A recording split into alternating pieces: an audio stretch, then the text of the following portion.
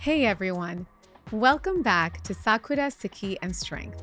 Thanks for being here with me today. I want to start with a question that might hit close to home. When was the last time you gave yourself the same compassion you'd give your best friend? If you're like me, you might be drawing a blank right now. Or maybe you're thinking, what do you mean? I'm fine to myself. But here's what I've learned over the years. There's a huge difference between being fine to yourself and showing yourself grace. And honestly, learning this difference has transformed the way I treat myself in ways I never expected.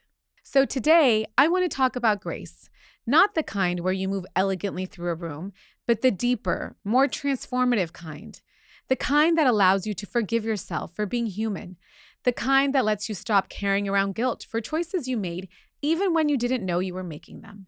And if you're someone who's always been hard on yourself, who's felt like you need to prove your worth to everyone around you, this episode is especially for you. You know, I'd heard the word grace my entire life. I knew what it meant to be graceful, poised, elegant, put together. I'd gone to cotillion classes as a child, and I was a TikToker with the National Charity League. I'd heard it in religious contexts, particularly since I went to a Catholic school from 7th through 12th grade, in conversations about forgiveness and mercy. But I never really understood what it meant to give myself grace until I was well into my 30s. Grace, in the deepest sense, is unmerited favor. It's kindness that you don't have to earn. It's compassion that isn't based on performance. And when you apply that to yourself, it's revolutionary. It means you can make a mistake and still be worthy of love, including your own love, even if you didn't realize you weren't giving it to yourself. It means you can have a bad day, lose your temper, forget something important, or fall short of your own expectations and still treat yourself with kindness. It means you don't have to be perfect to deserve peace. But here's the thing. If you're an overachiever like I am, if you've spent years putting pressure on yourself to constantly do the right thing, to juggle everything perfectly, to give everyone and everything 100% all the time, this concept can feel almost, foreign. Let me tell you about the moment someone held up a mirror to my life and I didn't get what they were saying. I was in Los Angeles about 5.5 years ago, sitting in this doctor's office for a medical consultation. And he was just generally asking me questions, just to describe my life. So I was describing my life. The usual rundown of work, family, responsibilities, all the plates I was spinning. And this doctor, he stops me mid-sentence and he says, you know what? You need to take a break. And I stared at him, totally lost. Well, what do you mean take a break? Isn't everyone's life like this? I said. He just stared back at me and said, no, not really. You really need to learn to give yourself a break. In that moment, I genuinely didn't understand what he even meant. I mean, I did take breaks. I went on vacations. I spent time with family and friends. I traveled. But what he was seeing, what I couldn't see at the time, was that even in my downtime, I was still performing, still pushing, still holding myself to impossible standards. I was giving 100% to everyone and everything except the one person who needed my compassion the most, myself. It took me years to understand what he really meant, years to realize that taking a break isn't just about physical rest. It's about giving yourself permission to be imperfect, to not have all the answers, to mess up without it being a catastrophe. And here's what nobody tells you about being the person who always has it together. You start believing that your worth is tied to your performance. This isn't necessarily a confidence issue. I knew my worth. I was confident in my abilities, in my intelligence, but somewhere along the way, when I got busy juggling all of these responsibilities, I lost sight of that worth. I was so focused on being nice to everyone else that I forgot to be kind to myself. There's a difference, and that's an earlier podcast, episode 5, in case you haven't heard it. But what happens is you become afraid to disappoint people. So you say yes to pretty much everything. You become afraid to make mistakes, so you're overthinking every decision. You're also afraid to show vulnerability, so you keep carrying heavier and heavier loads, and somewhere along the way, you stop checking in with yourself. You stop asking, how am I really doing? What do I actually need? And you slowly start putting yourself last, and you don't even notice it's happening. The irony is that you can know your worth intellectually and still treat yourself like you don't matter. You can be confident in your abilities and still run yourself to the ground, trying to prove something to people who should already see your value. I was so busy trying to be perfect in all my roles that I wasn't being a friend to myself. And here's the thing that really gets me. I wasn't doing this from a place of insecurity or low self-esteem. I knew I was capable. I knew I was valuable.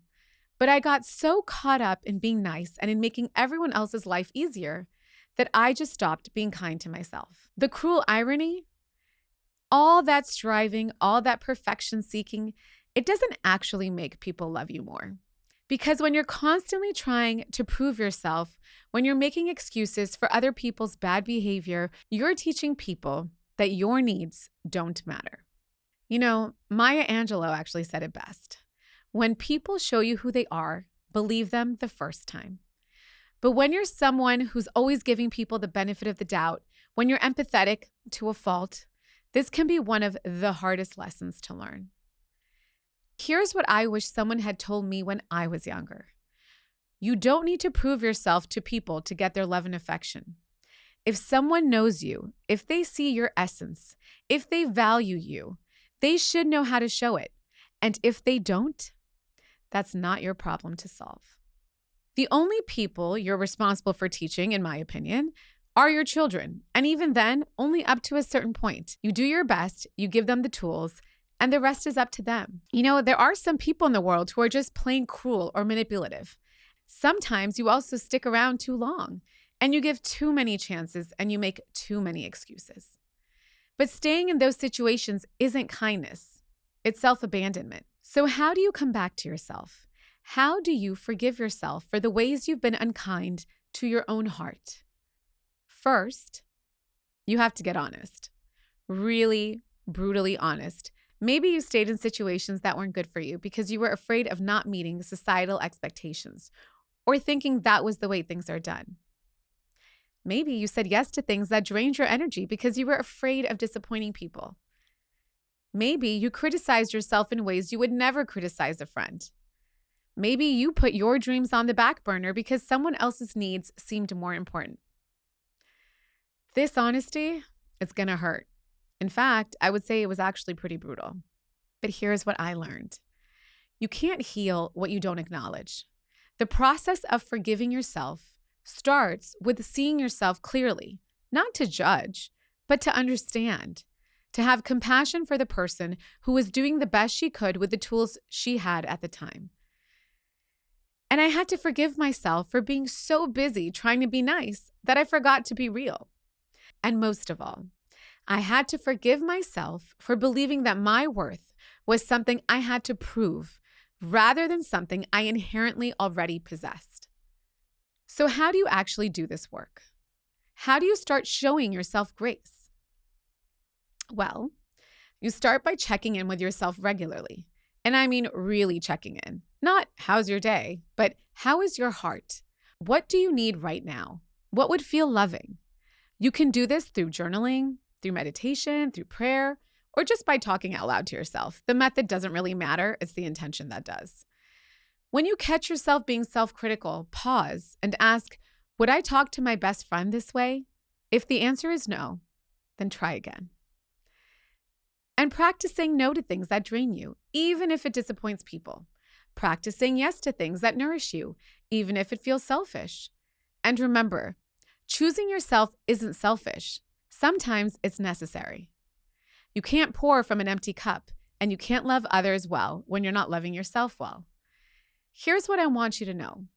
Learning to give yourself grace doesn't just change your relationship with yourself. It changes your relationship with everyone.